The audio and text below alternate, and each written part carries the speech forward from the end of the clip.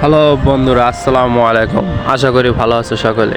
গ্রামের ভিউ তো অনেক দেখালাম, এবার চলে আসছি ঢাকায় মিরপুর 11-তে। এসে দেখি বাসার উপরে সুন্দর একটা ছাদ বাগান করেছে। কি নেই এই ছাদ বাগানে, দেখবে কত কি আছে না আমাদের এই ছাদ বাগানে। কমলি শাক, যা গ্রামের বাড়িতে খুবই পাওয়া যায়, সুস্বাদু একটা শাক।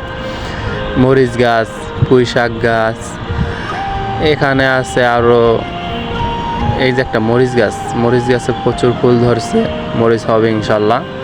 ছাদ বাগান দেখতে এত সুন্দর হয়, 12 তলার উপরে, জমির কোনো মাটির কোনো নিরুদ্দেশ নেই, তবু এখানে ফসল হয়ে আছে।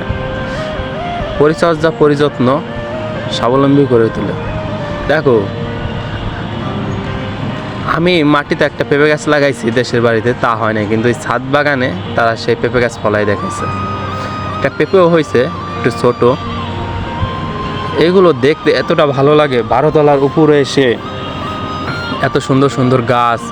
এটা হলো আলু শাক গাছ।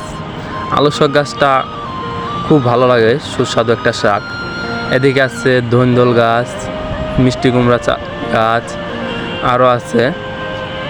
দেখো, 12 তলার উপর থেকে ভিউটা দেখতে কত সুন্দর লাগে, কত ঘনবসতি, আর আমাদের ছোট্ট একটা ছাদ বাগান।